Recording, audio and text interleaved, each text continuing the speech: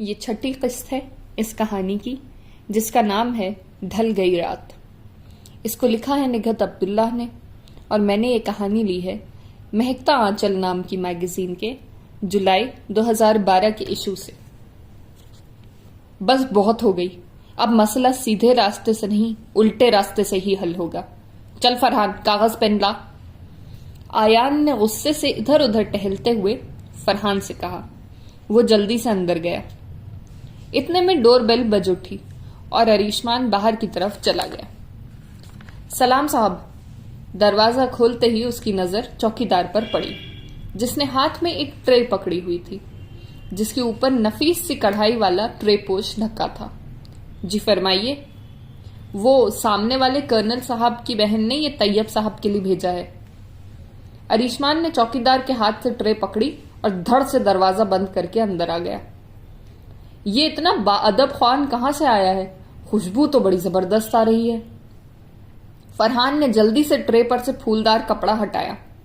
Brown شامی کباب سلیقے سے سجے ہوئے تھے، اور جب تک اریشمان یہ بتاتا کہ یہ کس نے اور کہاں سے بھیجے ہیں، فرحان 2 کباب کھا بھی چکا تھا۔ اریشمان کے تفصیل بتاتے ہی اس کا تیسرے کباب کی طرف بڑھتا ہاتھ ٹھٹک کر رک گیا۔ اوئے، پہلے بتاتا، کیا پتا اس نے محبوب آپ کے قدموں میں والا تعویذ ڈالا ہو اس میں۔ اچھا، تو اب دل کی منزل تک معدے کا بائی پاس استعمال کر کے شارٹ کٹ مارا جا رہا ہے۔ اب تو بہت ہو گئی۔ رات ہی ممی میرے خواب میں آئی تھیں اور کہہ رہی تھیں کہ اگر تم نے اپنے ڈیڈی کو دوسری شادی سے نہیں روکا تو قیامت کے دن ملک کمپنی تمہیں معاف نہیں کرے گی۔ پھر وہ تینوں سر جوڑ کر بیٹھ گئے۔ اریشمان نے بڑی مشکلوں سے موٹے دماغ والے چوکیدار کو اس بات کے لیے رضامند کیا کہ وہ خط وہ اندر کرنل صاحب کو ہی دے اور گھر کے اندر موجود عورتوں کا سایہ بھی خط پر نہ پڑنے دے۔ کرنل صاحب کے یہاں 2 ہی عورتیں تھیں، ایک ان کی بیگم، دوسری وہی پچھل پیری مس نازنین۔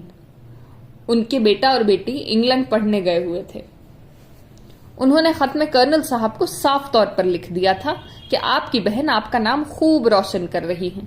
اس سے پہلے کہ آپ کی اکڑی ہوئی گردن شرمندگی سے جھک جائے، لوگ آپ پر ہنسنے لگیں اور آپ کی بہن آپ کا کالا منہ اور کالا کر کے کسی بڈھے کے ساتھ چلتی بنے، اپنے گھر کے مورچے پر دھیان دیں، ورنہ آپ کو وہ مات ہوگی کہ تمام عمر آپ اپنے زخم چاٹتے رہیں گے۔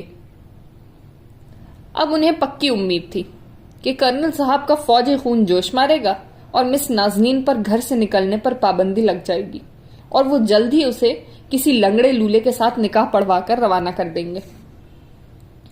اگلی صبح فرحان خیر خبر لینے چوکیدار کے پاس گیا تھا اور اپنا سر پیٹ کر رہ گیا۔ جانے کیوں ان کی ساری چالیں الٹی پڑ رہی تھیں۔ کرنل صاحب نے چوکیدار سے کہا تھا، خط لانے والا یا کوئی بڈھا گھر کے آس پاس نظر آئے تو نہایت عزت اور احترام سے اسے اندر لایا جائے۔